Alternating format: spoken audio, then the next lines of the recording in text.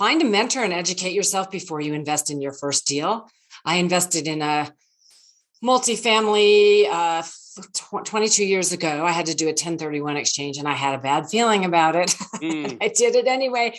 I didn't know about due diligence. I didn't know about lease audits. Had I had a mentor back then I would have avoided losing money on that deal. Welcome to the How to Scale Commercial Real Estate Show.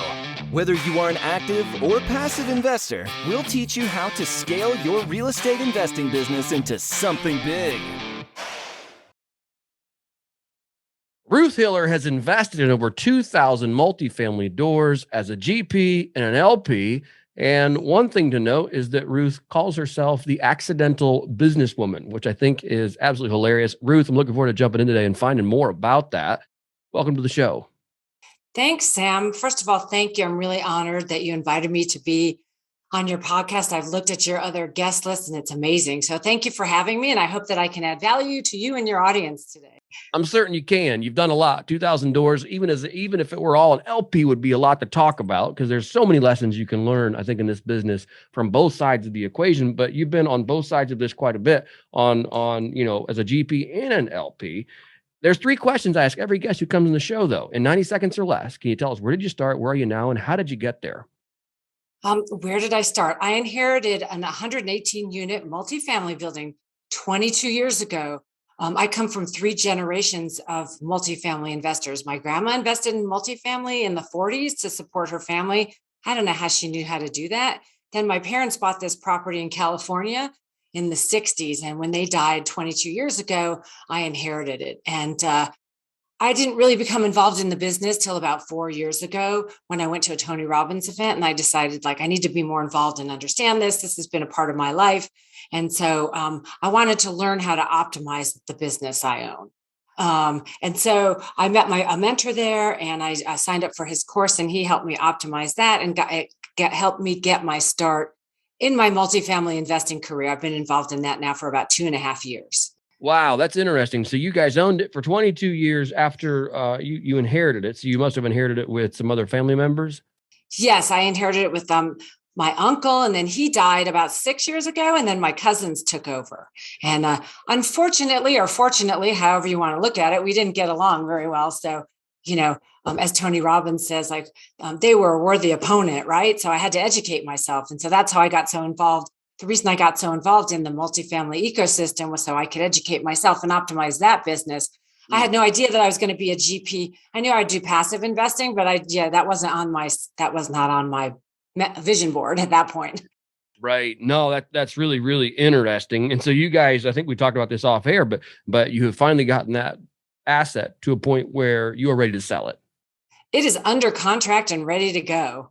I'm waiting for show me the money, I mean, outside of, and I'm not asking for all the family dirt, but outside of maybe, internal conflicts or just disagreements on how an asset should be run, why are you selling the proverbial milk cow? Because it wasn't optimized and I'm 50% and they're 50%. And we were just in a business deadlock. And so after studying with my mentor, and I wrote 40 business plans. I underwrote it. You could add this, you could add that. Oh my God, you could triple the income. And they were like, nah, we're good. We like it just the way it is. So that just it was an impetus for me to just understand more about this. And so I knew I couldn't do it with that particular business. And that's all right. I've done it in other businesses that I've bought, other multifamilies. Right. No, that's intriguing. Yeah. So you guys, if you couldn't come to an agreement on how the asset should be run, you at least came to an agreement on the fact that, hey, we can all sell this and make some money along the way. Yeah, and the good news was it was worth triple what I thought it was. That's always good news. That's always good news. Always good news. Have there been any surprises, owning a legacy asset like that? Because I think you said you guys have owned it since the 60s? My parents bought it in 1968. Okay. It went through various stages where it was when they bought it, it's kind of it's west of Compton, which wasn't a great area in the 60s. Right.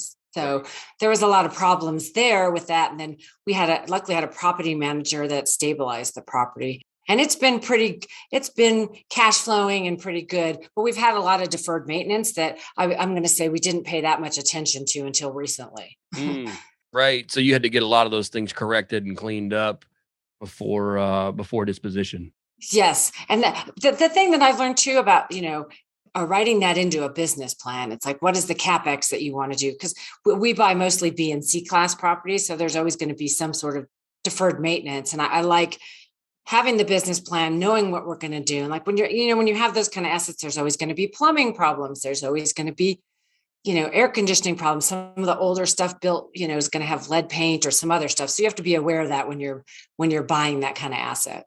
Yeah, absolutely. That's really, really intriguing. Talk to us, you guys, so you're selling this 118 unit. What was the transition when you said, all right, so now that I've educated myself on this asset we currently own, which that's a really cool way to get into real estate, by the way. I don't think if anybody come on the show, they're like, yeah, I inherited 118 units and that's how I got into real estate. I mean, that's well, and that's why I call myself the accidental businesswoman, because and then I bought a bunch of other real estate on my own, some single family homes. And then it wasn't until a few years ago, I'm like, oh my God, this is a business, right? So I kind of jokingly say I'm the accidental businesswoman. No, that's funny. I like that. I like that. What was the jump where you said, it's one thing to say, okay, I own this. I want to learn about it so I know how to run it properly. And then at what point was the light bulb and you said, hey, wait, I can actually just go out and buy more of this because this makes all the sense in the world? Well, it was 2 years ago, or no, 3 years ago, I was sitting on a bus in Malaysia and I turned to the guy next to me and I'm like, what do you do? And he's like, I teach multifamily apartment investing in B and C class properties. I'm like, what? I'm like, I own one of those. And so I joined his program and I went to his first seminar and I took 500 pages of notes. And that day, they do 506B, which means you have to have an existing relationship with the person that you're investing with. And I had one with him and he said, hey, I have a deal. Do you want to invest? I'm like, hell yeah. Right. So that's where I got started. And I have been in that ecosystem 2.5 years and gotten to know enough people who are great operators, who I'd want to invest in. And then this last year I invested in 10 LP deals. And then I did my first co-GP in November. Wow. That's a strong move to jump in on 10 LP deals. Talk to us about your design background. I mean, what is that? And then I've got some other kind of questions that bounce off of that relating to what you just said. I went to Art Center College of Design and I'm trained as a graphic designer. So that's my background. I just decided that's not what I like to do as a living. So I've painted, I've done a bunch of things and so, but I still love design. And so I always love to help like on these projects, to help design stuff because I have a really great eye for interiors and for signage and just for the way things should look. That's intriguing. So has anybody, or I guess how have you brought that to the table from the limited partners perspective? I haven't from the limited partners perspective, but as the co-GP, that was one of my duties was to design the signage and the paint scheme and some of the, the investor gifts and stuff like that. And I love that. And so I designed the deck that, how when you present a deal, I designed the investor deck. And so that's another way that I could be creative because I like to use both sides of my brain, even though I'm the accidental businesswoman. I like to, use my other side of my brain too, to be creative. 100%. And man, do we ever need the creatives in this business? Yes. I mean, for those of us that have not a shred of creativity in them, I guess speaking from personal experience, it's like, I don't know, like, what do you mean? Like, I can't even dream it up, let alone put it on, make it look good in Photoshop. So that's, or whatever you're using, Illustrator. I don't even know the right software. So both. I told you I'm not a creative. How have you analyzed deals? Because there is, and this is going to sound, you might want to throw the mic at me here in a second, but this is a very kind of like, hey, the numbers work or the numbers don't, right? But from an artist perspective, or somebody with a more creative person, it's a little more, I guess, dynamic and moving where you go, hey, I like that deal. I don't like that deal. So what have been some things that you said, hey, here's how I analyze the deals that I want to get involved in, and just kind of walk us through that process. My number one parameter for a deal is that I have to know, like, and trust the sponsor team. That's number one. Before I even look at the deal, I get deals every day that, oh, it looks amazing, but I don't, no. And then I have a really good intuition about people. And And the second parameter is the location. It has to be a location. And then, after studying with my mentor, I can analyze the deal. I can go through the software and understand where they're getting the numbers. So I said, there's this guy, Keith Cunningham, who's a business guy, and his mantra is, I love numbers and numbers love me. So I've trained myself to love the numbers and the spreadsheets because that's part of it, right? Even though that's not where my brain initially wants to go. Right. No, and I think I love your ordering there, because that reframes, and I've said this, we just said this in the last interview I was just doing, which, I mean, it's the same thing over and over. It is the people, then it is the location, and then it's the numbers, which the soft skills. I mean, that's a very soft skill, but it has all the bearing in the world on how the deal turns out, is finding the right people. And you said there's, you use your intuition even when you are vetting sponsors. What does that mean to you? What are some things that you personally do? You say, okay, this is how I figure out if I know I can trust this person. I have a really good intuition. So I don't know what it was, a gift that was given to me. Like someone comes up to me and I'm like, oh, hell no. I don't know how to explain that. That's your soul, like spirit. I don't know what that is, but it's interesting. So I have to listen to that. And I find when I don't listen to that, it's interesting. Sometimes it hasn't worked out. I'm like, oh, I didn't listen to that voice. I should have, And so I just have a feeling. And then most of the time I haven't changed my mind on that feeling, unless I try to push against it. So that's, I guess, I don't know. Everyone has that in them. It's just how to sit down and listen to that. So that would be a first thing. And then, I've been in this ecosystem for like 2.5 years. And I work specifically in that ecosystem. And so the outcome I wanted was to get to know as many people as possible, because I'm a people person, and see who do I resonate with, right? How can I add value to them, and how can they add value to me? How would we make a great team? That's a great point. I love that. And it's funny, intuition is probably something that gets overlooked in business and probably just in the West in general. It's like, you got to follow what it is that your gut says is good or bad. And if you don't, I'm with you. I have gone against my gut on more than one occasion. And I can tell you, just like you said, it's never turned out. I've never been like, no, we're going to do this anyway. It's like, oh, that turned out great. It always ends up being bad. I know, right? But you just have to listen to that. And I think coming from an art background, I have a lot of intuition that, like, what I'm creating, you know what I mean? It just comes out, right? So I'm a little bit more in tune with that, right? Because I'm used to just listening to that. Right. And then if I force it, no, it's not good. No, it definitely isn't. And I think that's an interesting thing. And we don't talk about it a lot on this show. We've had a few guests have kind of brought this up, but yes, this is a hard skills business, or a hard seeming skills business, in the sense like, hey, the numbers make sense, the right location, the city's right, all these things line up. But it also, there's just some things you got to pay attention to along the way. I know I avoided buying tens of millions of dollars worth of assets just before the pandemic. And I know not everybody had this, but it was in an asset class that really got kicked, it just got kind of taken out at the knees. And I had a really bad sense about the deals. I was like, everything pencils. It looks amazing. Like, we should do this. And I was sick to my stomach. We didn't buy it. And then not 3 months later, I mean, those were just doing terrible and still haven't. So, right. Okay. Well, I'm listening. I'm listening. Exactly. So, exactly. That's certainly awesome. Talk to me about your first raise. I know you guys just did this in November. You closed your first, I think, 143 unit property in Carrollton. Was that right? Carrollton, Texas. Yeah. Yeah. So, talk to us about raising. I mean, you raised a few $1 million right out of the gate. How was that?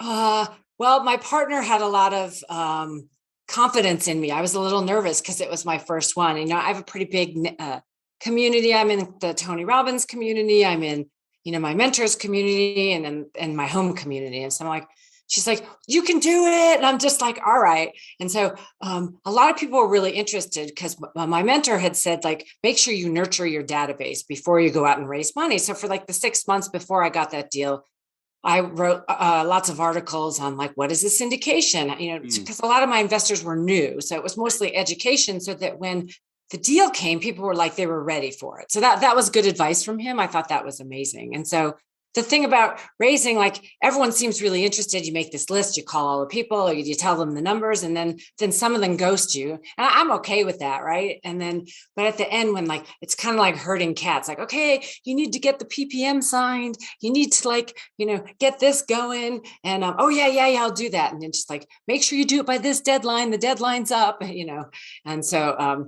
I think that was the hardest thing. And so I'll know going into the next one that like, hopefully I'll know how to handle that in the next capital raise, which will be coming soon.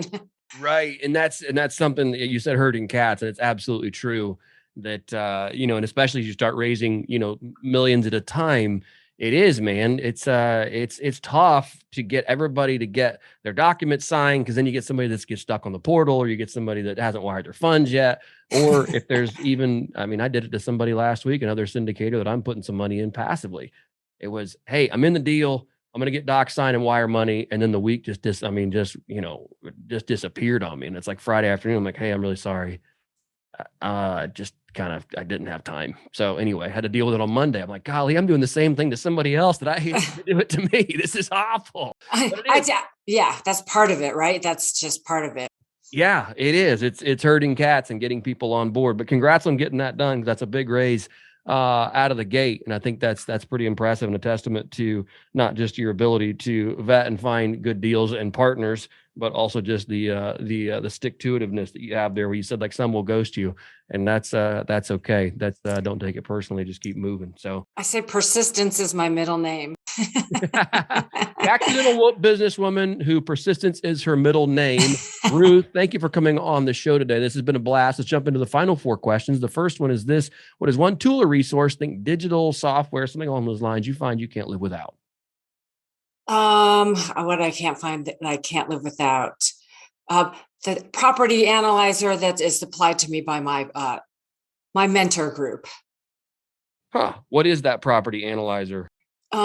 It's an underwriting tool for me. Okay. So I can take an OM, and I can take the rent rolls and plug it in. I can't live without, because I'm the accidental businesswoman. Hell no, I can't make my own. Right. No, understood. That's absolutely tremendous. Question number 2 is, what is one mistake in real estate you could help our listeners avoid, and how would you avoid it? I would say find a mentor and educate yourself before you invest in your first deal. I invested in a multifamily 22 years ago. I had to do a 1031 exchange, and I had a bad feeling about it. I did it anyway. I didn't know about due diligence. I didn't know about lease audits. Had I had a mentor back then I would have avoided losing money on that deal. Right. Yeah, absolutely. Ruth, when it comes to investing in the world, what's one thing you're doing right now to make the world a better place? I like to mentor and help people, and I also like to donate money. I'm a firm believer in financial literacy and mindset, especially for women, because I feel like a lot of my investors are women, and it's their first time and they've never done it. And so I want to add value to that group to make sure like it's possible. Anyone can do it, right? You can be 60 and do it. It doesn't matter. You just want to educate people so that they can feel confident to take the first step. Right. I love that. Ruth, if our listeners want to get in touch with you or learn more about you, what is the best way to do that? My website is YesMFnow.com. And I don't know what you're thinking, but MF stands for multifamily. Should you invest? Yes, MF, you should. YesMF.com. Is that right? YesMF. YesMFnow.com. YesMFnow.com. Okay, cool. Ruth, thank you for your time today. I do appreciate it. It was a pleasure and honor to have you on. Thanks so much. It was great. Thank you.